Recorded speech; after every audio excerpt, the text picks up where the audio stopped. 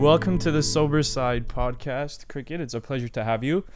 I want to let you do your own introduction, so tell us who you are, what your drug of choice is, and how much time clean you have.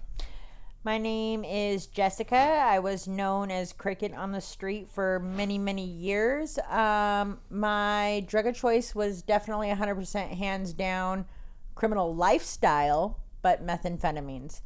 I have just a few days shy over 3 years clean and sober. Nice. Congratulations. What do you prefer, Jessica or Cricket? You know, if you would have asked me a couple years ago, you couldn't have called me Jessica. But today I've just changed who I am, and I've kind of come into me as an adult as Jessica. So Jessica's better? Yeah. Because Cricket sounds cool. I don't know. I like saying Cricket. It's Cricket. Cool. Yeah. It was given to me because crickets are considered good luck. So it was like calling me lucky. So there you go. It has a good connotation to it. So anyways, whatever you feel comfortable with. Call me either. Okay, awesome. And so how are you involved in the field of addiction now? You have 3 years clean, so presumably you're giving back to the community. And how can you tell us like how you're doing that? So today I work business development for Wish Recovery. I help clients get into treatment. I also co-own a sober living in Chatsworth called Clear Path. Awesome. And I sober support plenty of people.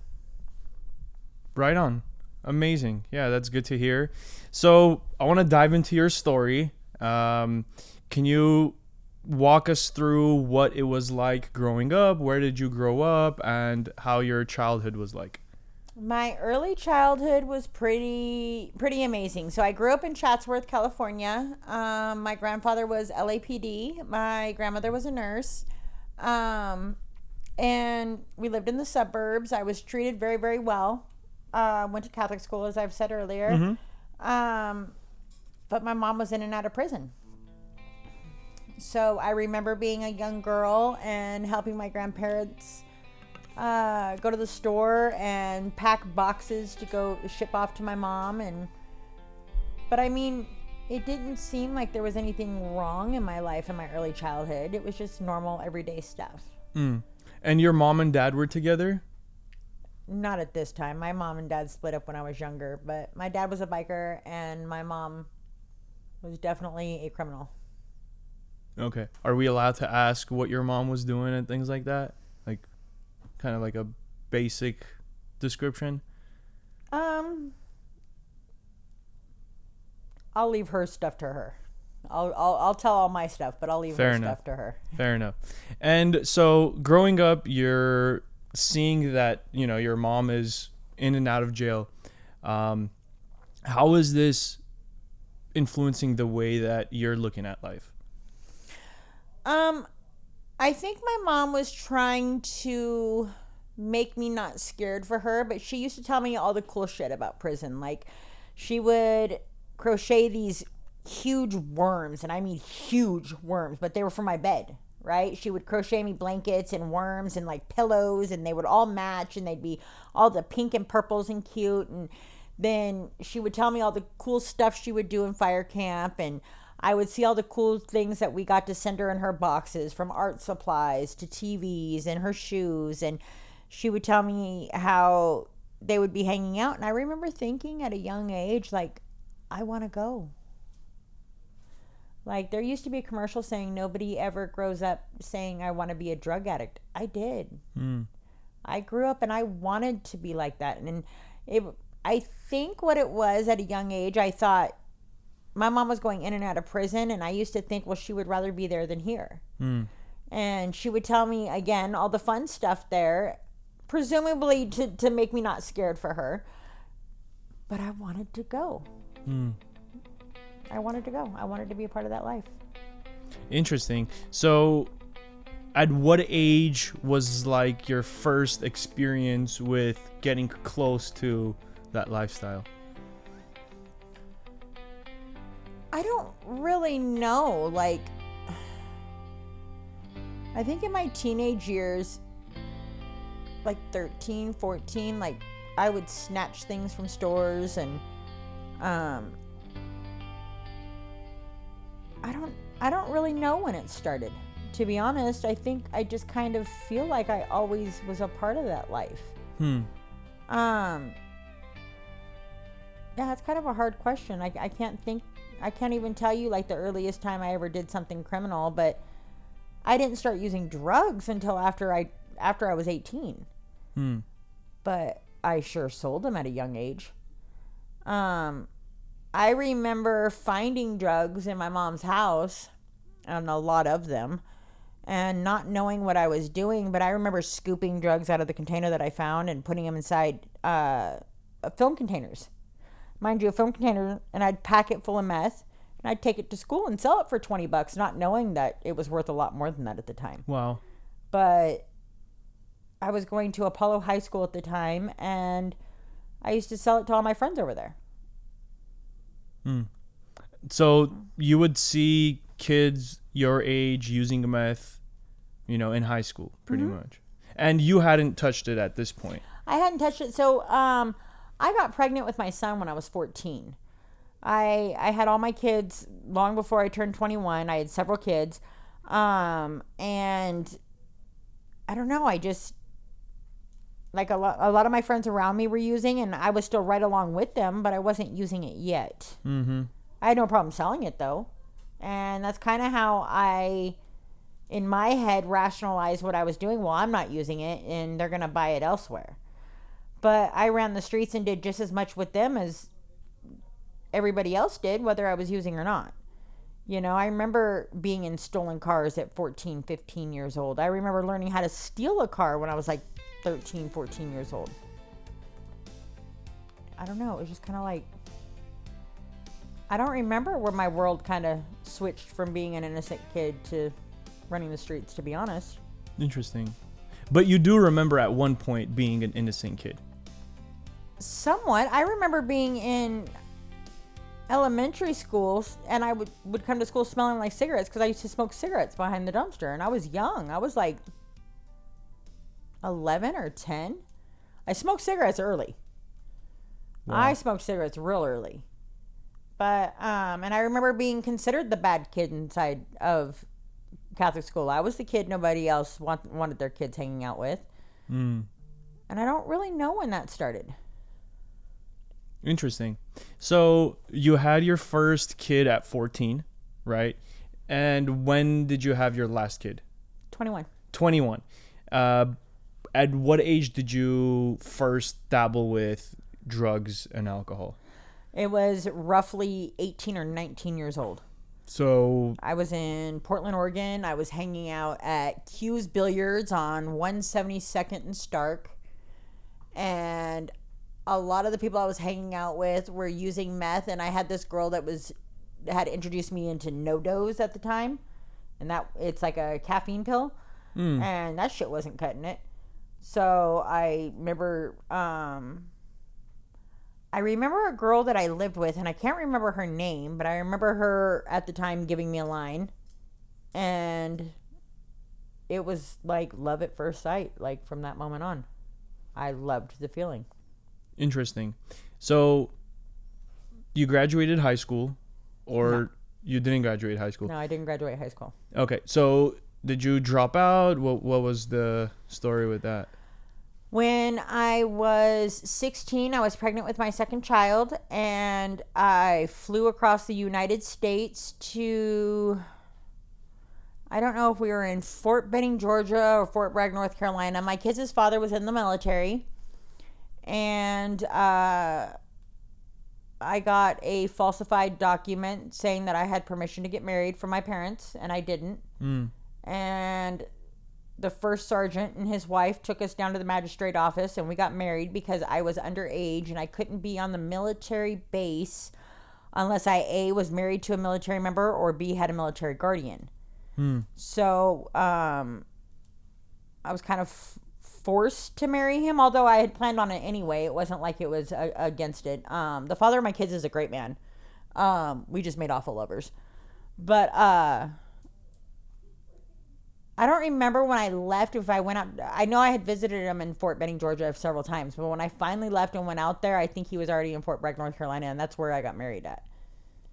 At 16? Yeah. And how was that experience? Getting married at 16. I don't know. I was pregnant. I got married in a Marlboro t-shirt and a pair of his jeans because I was too fat to wear anything else at the magistrate's office. I don't know. We didn't have like a wedding. We didn't have like a ceremony. It was just kind of officiated. And then did your parents find out about this? Yeah. My mom knew right after. She was pissed, but at the same time, like, what was she going to do? Well, at least, he was an army guy and things like that, so gonna be too bad, right? So you end up in Portland, Oregon at this billiards place, and you've been selling meth before this. What made you... I know you told me that the no dose caffeine pills weren't cutting it, but what was it like this time that made you want to do it? Because you've been around it, right? Like this whole time, but that day something had to be different. What I think was I just it? wanted to party. Like everybody talks about all this big old traumatic thing. No, I don't think there was any traumatic thing. I think everybody was staying up and I was freaking tired and the caffeine pills weren't cutting it. I wanted to get loaded. And how was that first experience? You said it was... I just remember feeling like I was on top of the world. Like I wasn't tired. I wasn't hungry. I had all the energy in the world. We stayed up and played pool for hours, probably days by that time. I don't know. This was back in 1998. Sorry, not sorry, but drugs were better back then. Yeah. I mean, you won't compare it with whatever is available nowadays, right? It's shit nowadays. Yeah. Back then, I don't know how anybody gets stuck on it now. Yeah. Back then, people could, quote unquote, experiment with less kind of dangers, right? Less dangers, longer effects, and a better feel.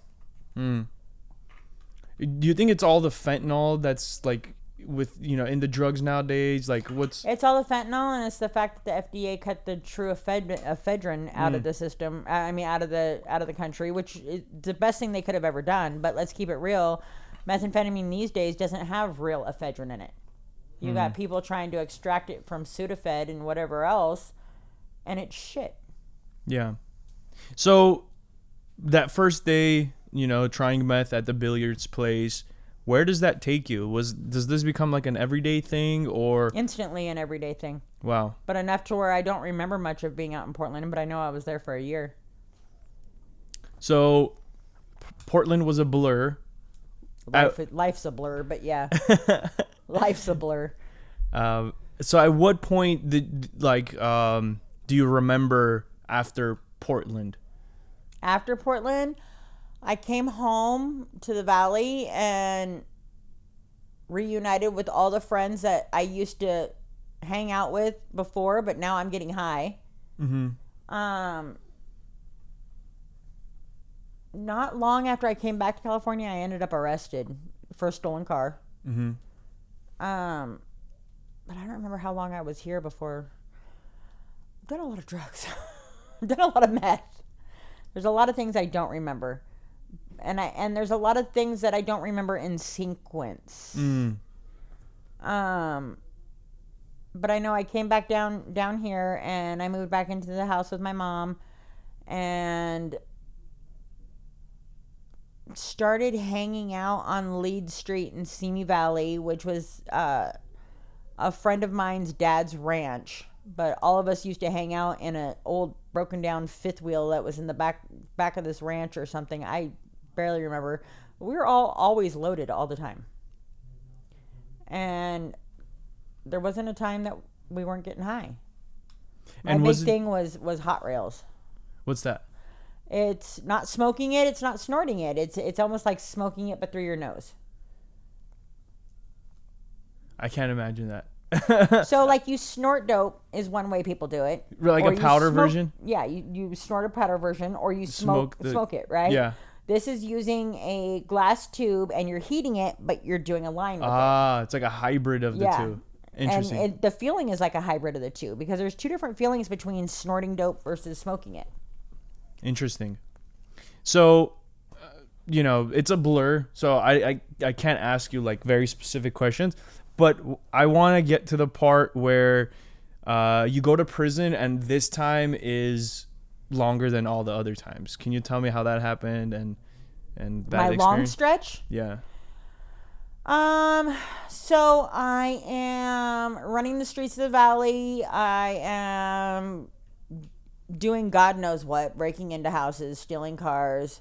I was carrying a 9mm. A friend of mine, she was slinging heroin at the time, and her daughter had told me that a guy her mom was slinging dope to had touched her. And I ended up shooting this guy, ended up holding him hostage for, I swear it was only 3 days. They say it was 7. There's a lot of things I don't remember doing to him, but they said that we did. We had burnt him. Somebody else that was in the house with me at the time had peed on him. We'd done some shit to him. But I ended up leaving the condo, I think, to go get food. And he had crawled out of the condo. He's still alive, right? And when I head back to the condo, I can hear sirens. And in my head, I just knew I was screwed. Like, okay, they'd found him. Fast forward, I'm thinking they don't know it's me. I'm thinking, like, this guy's a pedophile. He's not going to tell on me, right? My parole officer calls and asks me to come in for a monthly check, and I'm thinking whatever, and I go in there, and homicide slams me up against the wall, and I'm thinking, shit, I'm in trouble. I'm in trouble. I ended up getting 8 years 8 months on that case.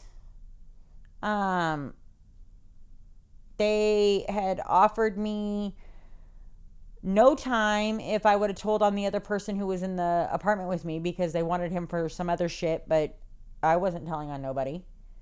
Wow. And at the end of the day, like, I'm the one who pulled the trigger, so how am I going to let somebody else fall for my shit? Right.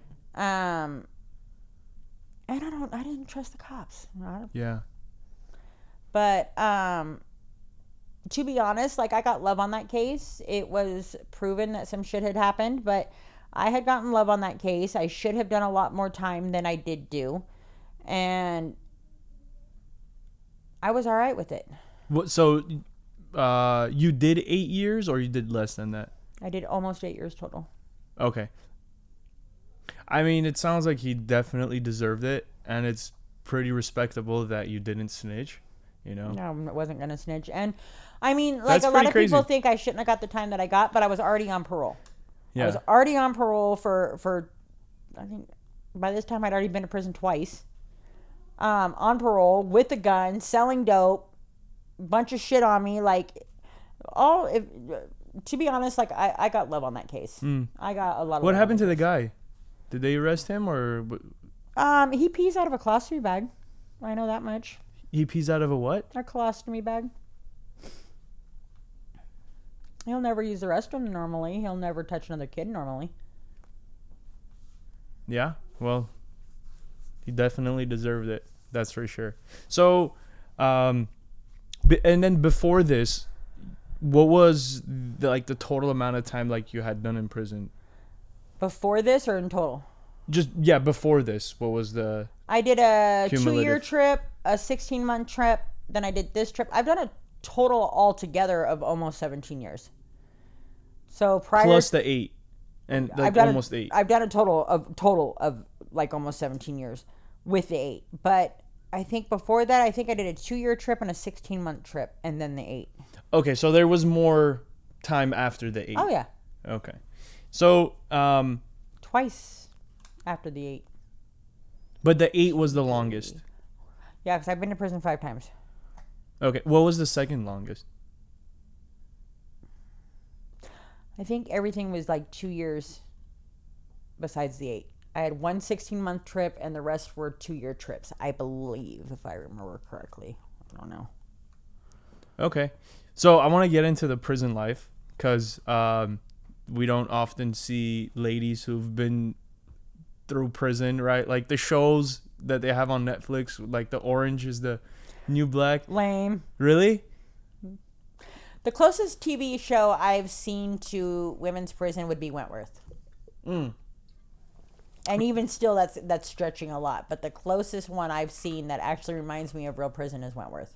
Okay. And so, you know how for like men there's like Supermax, and then there's like different levels depending on what you've done. Is it the same for ladies as well? It is, but it's different. They go off points. Like, you've got, I don't know, like the politics inside of a men's prison is a lot different than the politics inside of a women's prison.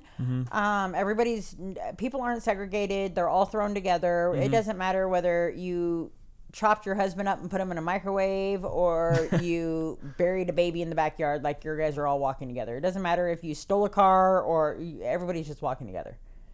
Everybody's walking together. There is no segregation based on your crime, really, or race, or gangs, or any of that stuff with women's. There is, like, Chowchilla can hold up to level 4s, but they also still have level 1s there. We're not as segregated as men.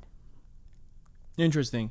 We actually had one of our previous guests, Melissa. She had done some time, and she was saying how Orange is the New Black is pretty accurate description of prison. So that's what made me ask that question, because I was thinking, okay, maybe there's like different levels of, you know, like.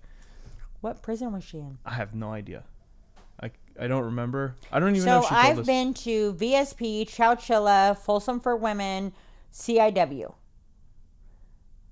The closest thing I could see to Orange is the New Black being anything close to women's prison would maybe be Folsom for Women, but even still, Orange is the New Black is pretty lame compared to prison. When you say lame, you mean it's like the way they describe it is like chill and not as strict as like actual prison is, or? It's not as strict as actual prison, but women's prison is not as strict as men's prison at all. But yeah, I guess the closest I could see. So there's also Live Oak and McFarland, which were level 1 prisons that I've never touched. So the way women's prison is if it goes up to a level 4, you can have level 1s, 2, 3s, and 4s. But if it's only a level 1 prison, you're only going to have level 1s. If it's a level 2 prison, you can have 1s and 2s. I've never made it to a level 1 or level 2 prison. So, I mean, her saying that could be accurate, I guess, at level 1 prisons. Never been there to say anything, but as far as like Chowchilla, CIW, and like the maximum security prisons, Orange is the New Black is, it's like a joke of what prisons like. But I mean, I guess it is supposed to be a joke show. I hate that show. Yeah. I don't know why I watched it, to be honest with you. But anyways, I don't want to get into that. I'm one of those people that if you've got a revolver and all of a sudden there's 8 shots that come out of it, I know you're freaking lying and I don't like this TV show anymore. Yeah. So the second I like see things that don't make sense, I'm like, no. So Orange is the New Black is just I'm like that too. Yeah, I will critique it bad. Yeah.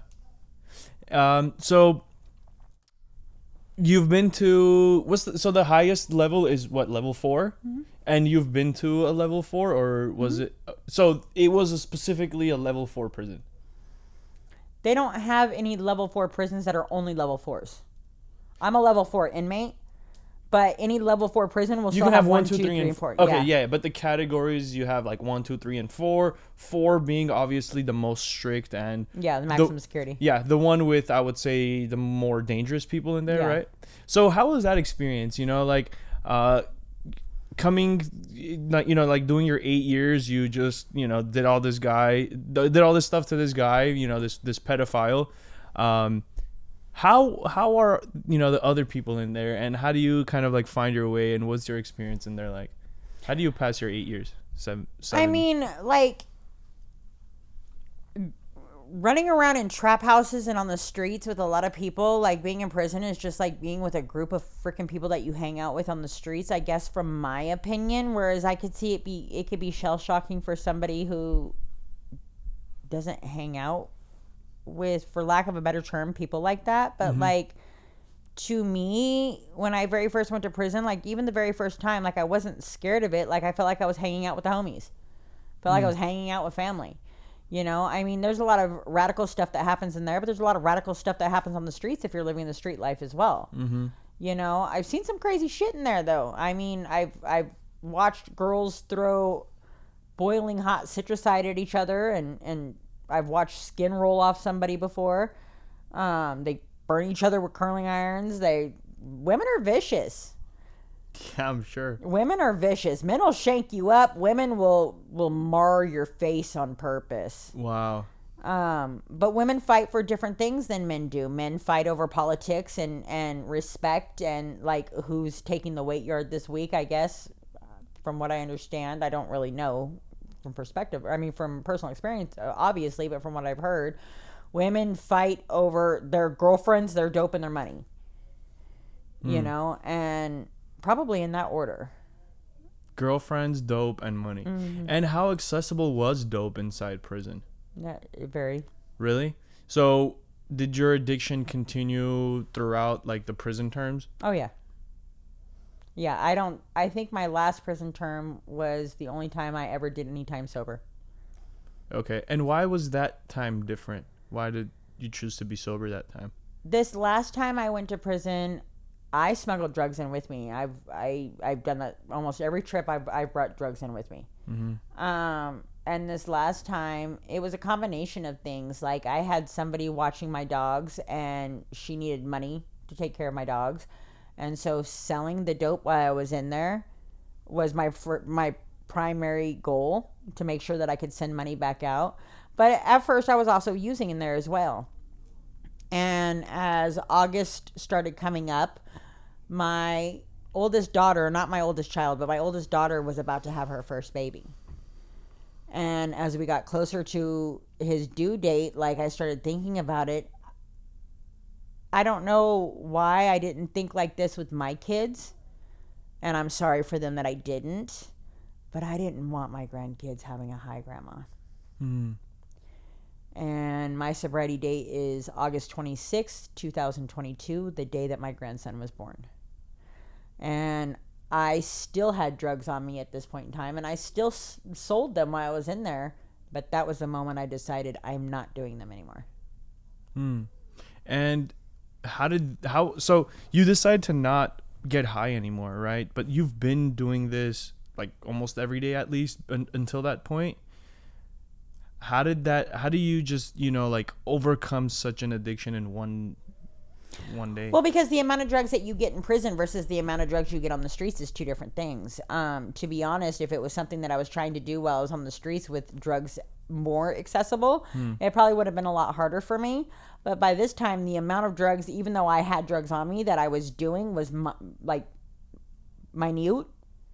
It wasn't as hard. Like I just chilled in my cell and played on my tablet and watched movies and stuff. Do you guys got tablets in prison? Mm-hmm.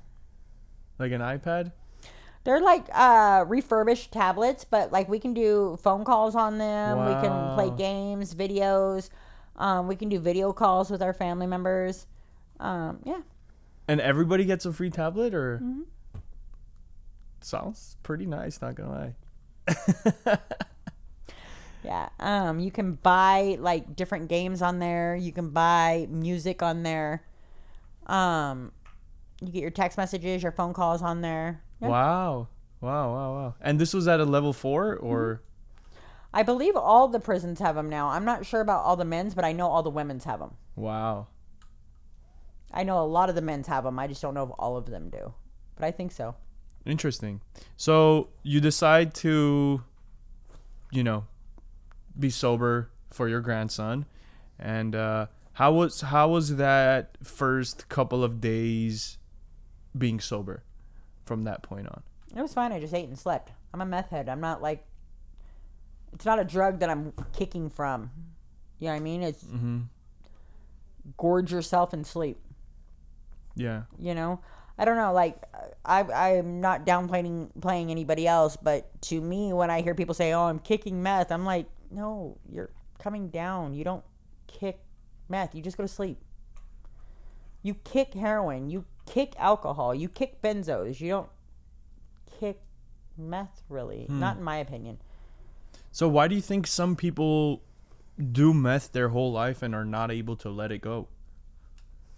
Meth is one of the hardest ones to let go, and I think it's easier to get let go in prison because you're not expected to go through life. But if you're on the streets and you're doing meth, like, not many people have a whole couple of weeks to let their bodies sleep.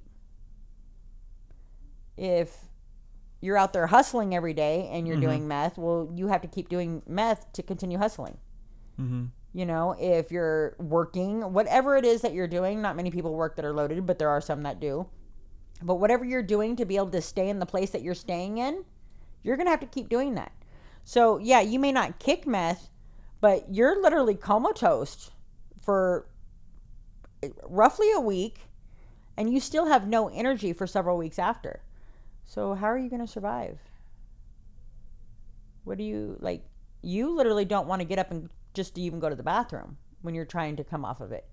So if you have kids, if you have responsibilities, if you have anything going on, most of the time, even for the ones who are on meth, okay, me, like, I used to squat in houses. I would find a big old mansion that I would go squat in, and this is my pad. Like, mind you, I'm charging rent for people who want to come in here, and I've got plans to take out walls. This is not my house, but in my head it is.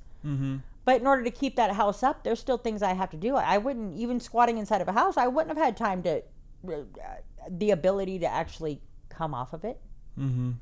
It's, you can't function. Yeah.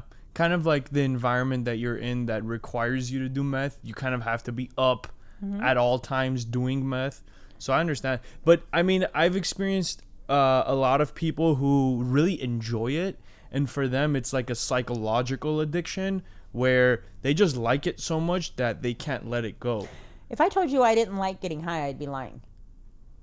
I liked getting high. I liked the feeling of getting high. I don't like the result of getting high. I don't like that I lose my shit, that I become violent, and that I break out in frickin' handcuffs. And my handcuffs are not little county jail stints. They're prison trips. You know? I don't like the person that my kids view me as. Even if I don't view myself that way, because I'm so frickin' loaded, I don't like the person my kids view me as. I don't care about what anybody else view me as. But being volatile, even though while I'm in the middle of being high, I don't feel like I'm being volatile. I feel like I'm being me. You know? But I'm a violent person high. I am very unrealistic. I am very not understanding, not sympathetic. I give two fucks about the next person.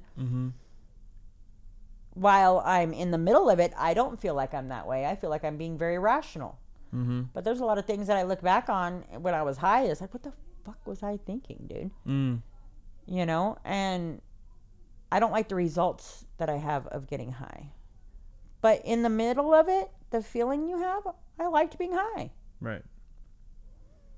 Anybody who says they don't is lying. Otherwise, you wouldn't do it. Right. No, that's true. And how do you deal with your triggers nowadays? How do you fight that urge to go out and use today? I mean, there's different. I keep myself so freaking busy. I barely have time for myself. I didn't even know if I was going to make it here tonight. I'm glad that you did. Yeah. Thank you for My that. job keeps me really, really busy. The sober living keeps me really, really busy. And anytime that I don't have something planned, my man does. You know, like, there's so much going on in my life that I don't have time to have triggers most of the time. I'm not saying that I don't, but now it's to the point where for me, it's more like just a vanishing thought. It's not really like a trigger. Like I have like this huge urge to go use. It's I'm driving down the street and I see an old school tap and I'm like, fuck, I remember when I used to go play gamble at the illegal casino. I don't know if you know what that is, but there's no somewhere that a tap used to be, and then I get the urge to go in there, and then it's like, what the fuck am I thinking, dude? I do not want to waste my money because I work hard for my money today, you know. And then it's also like, just recently, my oldest daughter started a TikTok, and she is my biggest critic.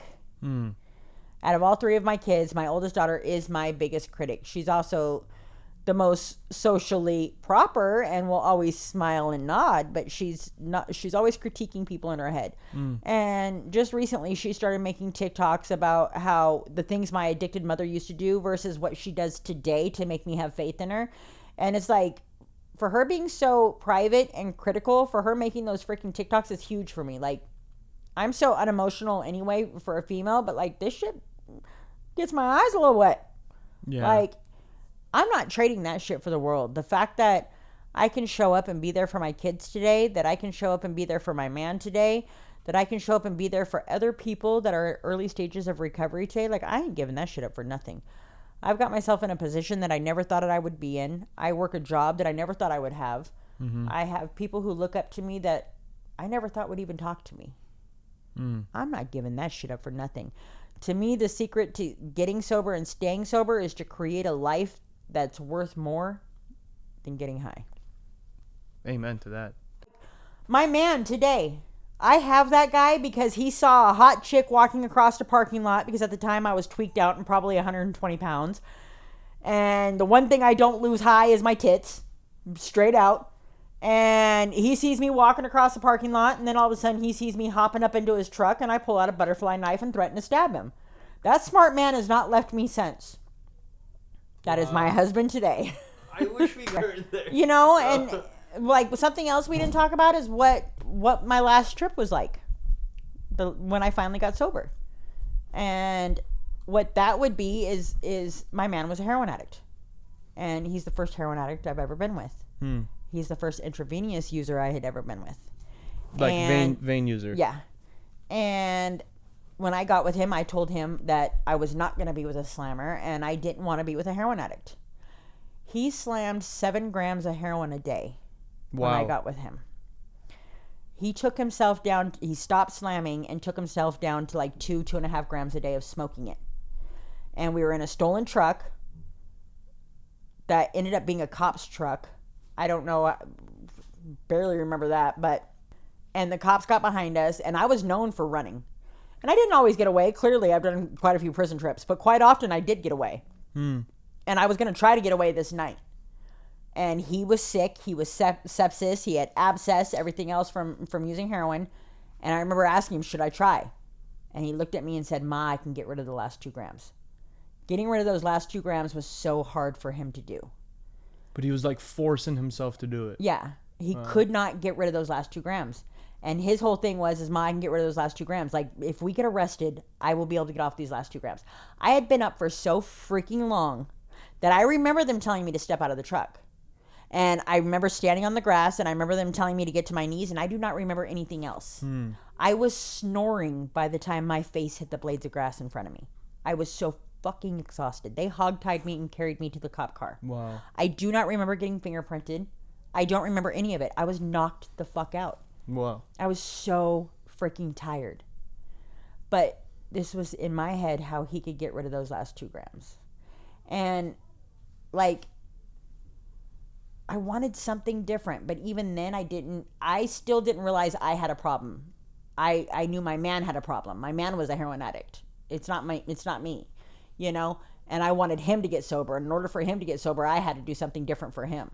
But somewhere along the way, like, I started wanting it for me, you know? And even still, like, part of what kept me staying, wanting something different, like even me getting into working in treatment became an accident. We were both in sober livings, and in order to see him, we had to have something on our schedule that was positive, right? So we both enrolled into East LA College, into the addiction studies. Initially, I wasn't enrolling into that freaking class because I wanted to work in fucking treatment. Yeah. I was enrolling in that class so I can go see my man.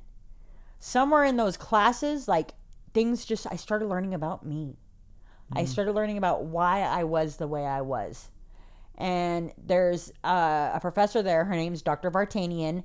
She is a, like, maybe 5'1" Armenian lady that is just absolutely freaking rad. And probably this first square person I have ever been around that never made me feel like she judged me. And that woman became, like, instrumental in both me and my man changing our lives. He's now a KDAC and works at a detox. And he wants to go into social work. And like I said, I now do business development for another treatment program. And together, along with his cousins, we now own a sober living. And we're trying to open up a Medi-Cal sober living as well. But, like, life, like I said, I've only had 3 years clean, and life just took off for us. We hit the ground running. I got told to chase my recovery like I chased my addiction, and damn it, when I was in my addiction, I didn't sleep. So why should I sleep now? You know, like, I like my sleep now. I'm not saying that, but like, every second that I'm up, it's to progress. It's to do something in recovery. It's to do something for somebody else. Get out of your own head, get out of your own self-centeredness, and help somebody else. And today, that's made my life worthwhile. I love that.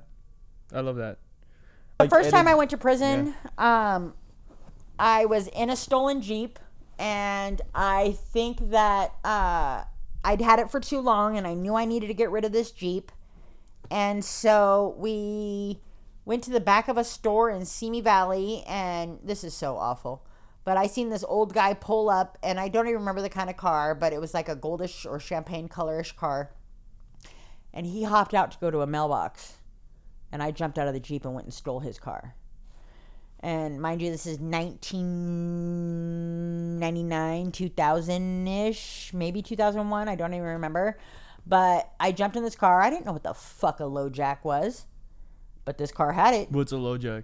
Low jack is like the car GPS system. The second it gets stolen, you can activate it. But back then, these were brand new. I didn't know what the hell it was. Oh, wow. I also didn't know that car that I had stolen was an unmarked FedEx car, and they were dropping off blank payroll checks to the businesses right there. Wow. So, of course, they were on my ass faster than shit. And I remember taking this car from Simi Valley through the canyons all the way out into the valley, driving past my mom's house, honking the horn to let everybody know I'm going to prison because I was so proud of myself. Only to get arrested and get offered county time, and I was pissed. And I remember being told, like, only punks go to county, real gangsters go to prison. I cussed the judge out till I got prison time.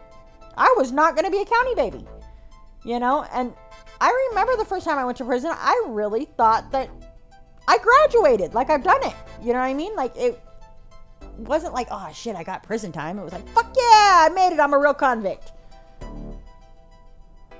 God, I didn't know shit. I didn't know shit, dude. I remember me and my man now, like, went and squatted up in this mansion in Coldwater Canyon. And man, this fucking house was creepy. The master bedroom was creepy. I don't care what anybody says. That room was haunted as hell. Huge master bedroom, beautiful, but I wasn't staying in that room. But we're in this mansion up in the freaking Hollywood Hills or whatever, and I'm making plans for this house where I want the wallpaper down here and the new wallpaper over here, and I'm gonna have this wall knocked out because I want this room to go this way, and I'm really making plans for a house that's really not even mine. And how did the owners like not know that you're in there? So the owners of this house, it was a couple that had passed away. They had 3 sons. They had left the house to the 3 sons. One was in the middle eastern state somewhere. I don't know. One of them was somewhere in the area, but he had his own house. I don't know why this house was abandoned, but it was. But I remember going through the family's records and deciding that I was going to be just like them, and I'm going to find them, and I'm going to let them know that I fixed their house up for them. Fucking the insanity, right? But I remember fucking finding their family photos, framing them, and putting them on the wall out of honor of them. Like, this is their house, and they let me have it, right? So I'm honoring this family, like putting up their family photos around here, and it's like, I don't freaking know these people. And I can't remember it now, but back then when you walked through, I could have told you the name of every person on the photo, the day they were born, what they had done, what high school I went through this family's entire shit. That's crazy. And in my head was making myself part of their family. I don't know if I thought I don't freaking know.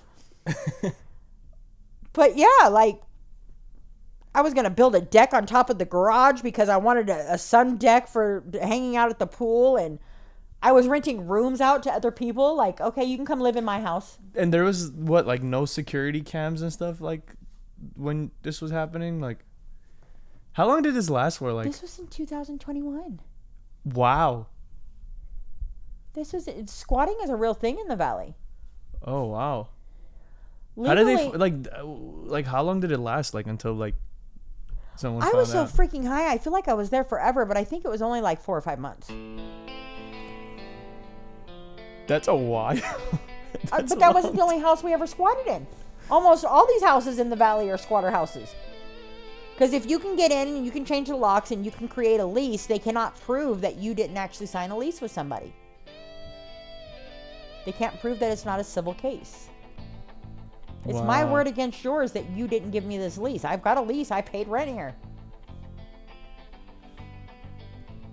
I have the keys to the lock. I've gotten the electric turned on in my name. How are you going to tell me it's not my house? It's now my word against yours, even if you're the house owner. Yeah. I don't want anyone to try this, by the way. There's a little bit more to it, but I mean, straight out, like, anybody who's out there in the valley knows what a squatter pad is. You know? But, and most of us who get into these squatter pads really build them like they're our own homes. Like, we go the lengths, dress up as a doctor so that the neighbors think that we're really working because we're in a neighborhood that wouldn't even accept us. Let's keep us real. You know? Go out every day. Like, to be in a criminal lifestyle and to be an addict takes a lot of freaking work.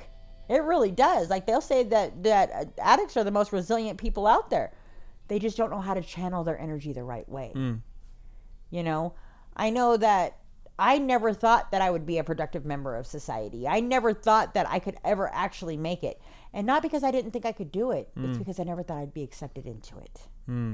I never thought that I could hang around normies and feel normal. And even still, that's probably the most awkward point in my life. You can put me in a room full of gangsters that 90% of these people would be scared to even sit with, and I'm right at home.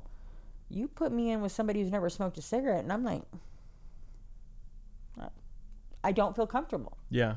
You know, I don't feel comfortable. I feel judged, even if they're not. I feel like they will never understand me. I feel like I will never amount to what they want me to amount. And this is all inside my own head. But I do believe that most people in addiction feel the same way. It's not that they can't do the efforts to live a normal life. It's that they'll never feel normal or feel accepted in that lifestyle. Interesting. Living in a house for like 4 to 5 months is probably the coolest / craziest thing I've ever heard. I had a cousin who had one for almost a year. Wow. She had one for almost a year. She was good at it, but I had one that had one for almost a year. So how does it end? How did it end though? Like if you're there for 4 to 5 months, I feel like you can push it to a year. The cops came and raided the house and took my fucking dogs to the pound. Why'd they raid the house? Because they knew nobody was there. Because the only way to get a squatter out of the house is to be able to raid it while nobody's there. That's one thing. That's squatting 101. Don't leave the house unoccupied, because if there's somebody in the house, you can stop them from coming in because they don't have a warrant. But if there's nobody in the house and they come in without a warrant, they can go in and basically take the house back. And they came in and they took my dog to the Beverly Hills pound. And I freaked. My dogs have always been my babies. Did you get them back? Yeah. I wrote a fake check. But I got my dogs back. Even the fake check part? Yeah, I don't care. Okay. I've been in jail for it. Okay. Don't care. If I've been in jail for it, I don't give a shit. Yeah, obviously. Like you know, I remember, like, at one point in time, we're doing fraud. We're getting Airbnbs on different card names, but at the same time, like, you don't have to have money on a card to get an Airbnb. You just need a good card. And so I remember having cards and getting an Airbnb, but we were fucking hungry, dude. We had plenty of dope at the time, but we had no cash. So I remember going to Denny's and deciding that we were going to dine and dash at Denny's. Ooh, fucking who's going to dine and dash at Denny's? But that's what we did. But I remember one of the people I was with can't run. Another person I was with had an injured ankle. I'm like, fuck, all right. So you motherfuckers go out. I'll be the last one out. And I remember as I went to go take off, one of the cashier person tried to grab onto my shirt. I turned around and started swinging on him. Like, you going to fight me over a Denny's meal, bro? It's not even your not even your freaking meal, right? Like, right. But I remember being the last one out on that. I don't know. Like, I remember being loaded as fuck and going to a fake sober living that was in the valley. And it was this house that had like tough sheds. It had like 15 tough sheds on the property that they had turned into like little mini bedrooms. And it wasn't a sober living, but everyone was saying, yeah, it's a makeshift sober living. No, it's bullshit ass sober living. And it's because this guy got this old lady to rent it to him for a sober living, but he was loaded as fuck. He's a 6'6" something dude or whatever. Long story short, we ended up getting into it, and he's trying to make me leave, and I don't want to leave. And here I am trying to fight a 6'6" dude who starts screaming and maces me. Like, no way. He starts fighting me. When I start fighting back, he starts macing me. And the dude that I'm with now, he wasn't my dude at the time, but my husband now, he was like, fuck, dude, he's watching me get maced, and I'm still coming up over the fence at this dude. I don't know. I remember going into a liquor store one time with a fake $100 bill, and it was a bad fake. I don't know why I thought that I could spend it in there. But I remember setting all my purchases down on the table, and I guess I had set my phone down on the table too. And so when I handed the cashier the fake $100 bill, he swooped everything from the counter off.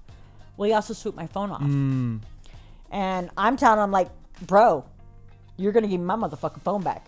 And he's telling me no, so I start knocking everything off the fucking counters. I'm going to cost you more than that $100. You can have all your merchandise back, but you're going to give me my phone. I hop over the counter, and I'm arguing with him over this phone, and this other dude goes to run up behind me. My man, it's the first time I ever seen him act like a lion, because he used to. One of the things I like is I don't like a man that emasculates me. I'm a big girl. I talk a lot of shit. I'm going to run my own shit. I'm not the type of girl that wants to talk my shit and then, oh, please save me. No, I don't need a Superman. But as soon as this man went to run up behind me, my dude's slamming him up against the wall, and I'm thinking, oh, I've never seen him get mad like that. I finally grab my phone, and we're like, get the fuck out of here. We're taking off out the back alley as we can hear the cops coming in through the front. But that was kind of crazy. I remember going right back into that store like a week later, trying to pretend like they didn't recognize me. And they did. No, I wore a blonde wig, and I don't think I even really needed anything from that store. I just kind of wanted to ha. See if they would notice you or not. Yeah, I just thought it was funny. Just to be an ass. But I remember mailboxing. What's that? Stealing mail from mailboxes. And I remember one time I get up to this mailbox, and I have got small wrists. I got big hands for a girl, but I've got really small wrists, and I get my hands in all kinds of mailboxes. And I remember I get up to this one mailbox, and I've got my hand in the mailbox, and it's almost like a raccoon who's got its treat but doesn't want to pull it out, and now my hand's caught. And all of a sudden I hear, leave my packages alone. And I freak out. He's got a microphone on his mailbox. Oh my God. But he's yelling at me, and I'm freaking out, and I got this package, and I can't get my hand out, and I won't let go of the package, and this dude's yelling at me. By the time I got my hand out, like I had ripped skin off my hand because I wasn't letting go of this package. It was fucking number 2 fucking mechanical pencils. I was so freaking mad. It was the stupidest package ever. That's funny. Yeah. And then you told me like you ran away a whole bunch of times. Like, what was the coolest story of you actually like getting away?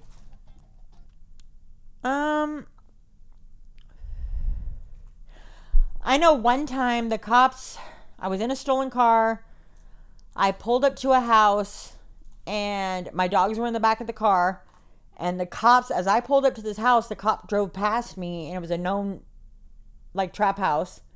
They went to flip a bitch, and when I saw the cops coming, I booked it inside the house and told somebody else go get my dogs out of the car, because the car was a stolo. And the cops were trying to tell me to come out, and I hopped the fence, and I'm in the neighbor's yard. Thank God they weren't home, or if they were, I never saw them. But I literally seen a space underneath their shed, and I started digging that space out, and I'm underneath this shed, and I've got my phone, and I can hear the cops. I'm right next door, but I've got people calling in to the cops, telling them that they just seen a girl with my description hopping through their backyard, like blocks down. And I've got other people calling into the cops saying that there was a fake robbery, and the cops are not freaking leaving. But I remember I stayed underneath that shed for what seemed like 2 freaking hours. Probably less than that. I was high. I don't know. But forever until the cops finally left. And when the cops left, I get told that the cops have left. Mind you, my dogs are at that house, my drugs are at that house, and my number one thing, my Dr. Pepper. So I'm going back to that house for my 3Ds, my drugs, my dogs, and my Dr. Pepper. You know, they're telling me, dude, the cops are watching out. I don't give a fuck. I'm getting my dogs, my drugs, and my Dr. Pepper. And I went back to that house, hopped the fence to get back into that house to get the dogs, throwing the dogs over the fence. And mind you, I got King Corsos. They're big ass freaking dogs. Throwing these dogs over the fence and then taking off through fucking yards with these two dogs hanging on to my 2-liter bottle of Dr. Pepper. And I got my dope in my pocket and fucking trying to get down the road. Still didn't get caught that time. But, still went back to that house that night. I would do stupid ass shit. Like, if the cops were already looking for you, why'd you go back? You know, but... Or there was another house where I knew the cops were looking for me, so I sat across the street in the bushes and watched them look for me. I used to find that stupid shit amusing. Now it's like, what the fuck was I thinking, dude? What was I thinking? I mean, you have probably the craziest stories I've ever heard. Like a book of just all these like crazy stories. So I can think of a lot of shit. I remember. Fuck, there's a lot of shit I can't talk about, but I don't know. I've done a lot of fucking shit, dude. And at the end of the day, it's all stupid ass shit. And to be honest, like one of the things I hear a lot with people in early recovery is life's not fair. Thank fucking God that life is not fair, because if life was fair, I'd be doing life or I'd be dead. I'd be doing life or I'd be dead. And I'm grateful every day that I get to wake up and use a lot of this crazy ass shit that I've done to try to help somebody else get through it. Amen. How would you encourage the viewer who is struggling with meth addiction to embark on that journey of sobriety? I'm a treatment person. I believe in treatment. I don't believe in people going to detox for 30 days. I don't believe in people stepping into a treatment center even for 3 months. I think that if you've gotten yourself into an addiction, you've been doing it for several years, and it takes a lot longer, a lot more time to get clean than people think, oh, 30 days, I got this. No, but I think you should reach out to a treatment center. I really do. I think you need the stability around you. I think you need a sponsor. I do believe that there's no one way to start getting addicted, no one drug to be addicted to, and I don't believe that there's one way to get clean. I don't care if you start doing the 12 steps of AA, the steps of NA. I don't care if you do recovery dharma. I don't care if you do the smart recovery. But as long as you grab something that has something that's measurable, whether it's principles or steps or goals or however it is you want to look at it, and as long as you have somebody that is actually helping you walk through it, however the hell you want to do it, just go do it. Right. And get out of your own head and stop making your own decisions. Right. You know, most of us who are in addiction, we make terrible decisions. We make great suggestions to other people. I can give great advice. My own decisions for myself are shitty. Right. You know, and I don't care if you have a sponsor or a mentor or sober support or whatever it is, but you get somebody that you run every freaking decision you want in your life down to before doing it. Yeah. Because, I mean, you've been making your own decisions this whole time, right? And it hasn't worked out so far. Might as well just trust someone who's actually made the right decisions. Give yourself 1 year of just doing what somebody else says. Yeah. I don't care how mad it makes you. They make a suggestion. Okay. But okay. Yeah. I don't fucking want to do this. But okay. Yeah. And just do it. And if you do that for 1 freaking year and look back at how far you come, a lot of people, a whole year. Yeah, but you've been probably using for 15. Right. You can't give up 1 year to do something right. You sure gave up 15 to do something wrong. Yeah. Give up 1 year. Right. For sure. And, you know, like from the science perspective of it, you know, we call addiction a disease of brain chemistry, right? You need at least 1 year away from any kind of mood, mind altering substance for that brain chemistry to adjust. So all of the things that are being done in treatment, AA, NA, the umbrella of that is not using, right? Because that allows your brain to actually go back to the way it was before you're addicted. And of course, you're developing habits that are, fighting these triggers. You're building a life that drugs are not worth to give up over, right? The life is not worth to give up over the drugs. So I love that answer that you gave. I think another thing that I would say too is go to treatment outside your area. Mm-hmm. I think that's a huge thing that a lot of people don't do. I've been to several treatment centers, and I hear everybody say all the time, oh, you can go anywhere and find drugs. Yeah, I can go anywhere and find drugs. But I can't sit in my area and get out of the idea I have of myself in my own head. Mm-hmm. While I sat in a treatment center in my own area, I still had this persona that was stuck inside my head of who I was and who I needed to be, because whether I knew anybody inside that treatment center or not, I still had a reputation to uphold. Mm-hmm.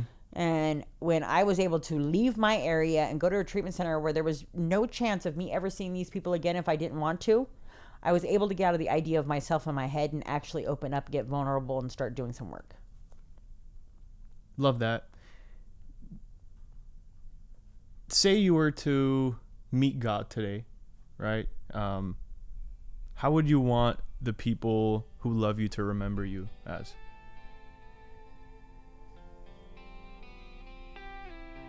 I don't know. Never really thought about it. I just know that I don't want them to have a funeral for me. I think that's boring. I know that I want my kids to stand up at my funeral and tell everybody she didn't like you, and you, please leave. Because I'm so sick of people showing up at funerals because they know that person and they don't even like them. I want a sign out front that says anybody who committed a crime in the last 2 years, that feel free to blame it on me. And I want it to be a party. First person who cries got to go. I want it to be a party. I want them to send me off with fun. But I mean, as far as how they remember me, each person has their own experience with somebody, and every person has got a different perspective of somebody, so I can't really put that in a bottled statement. Mm-hmm. I actually really like that answer. Very, very refreshing answer. And the last question I want to ask you is, being through all the things that you've been through, overcoming all of the challenges that you've overcame, what is your life's purpose today? What drives you to wake up every morning? To do more good today than I did bad then. I can't fix a lot of shit that I've done. Whether it be to my kids, to my friends. I can't fix a lot of fucking shit that I've done. But if I can make amends by making something better for somebody else, that's what my goal is. If I can stop somebody else from making the same mistakes or fucking their life up as bad as I fucked mine up at some point in time, then it makes everything I've fucking done worth it. Mm-hmm. If I can use some of those things to get somebody else to actually hear me, it makes anything I've been through worth it. Awesome. I love that. Thank you so much for being on the sober side, It's better than being on the high side, I would say. It is. And, one thing I like about this stuff is I am not anonymous. And I no disrespect to those who want to stay anonymous, but I think the people who hold on to that anonymity is part of the reason why we still have a stigma out there. Yeah. I am loud and proud, and I encourage everybody else to be as well. Yeah. We're going to put her socials in the description, so go check her out. Instagram, Facebook, TikTok, whatever. We'll put it in there, so you guys will have a good, easy time finding her. And, all right. Thank you so much. Thank you for having me. You killed it. It was awesome.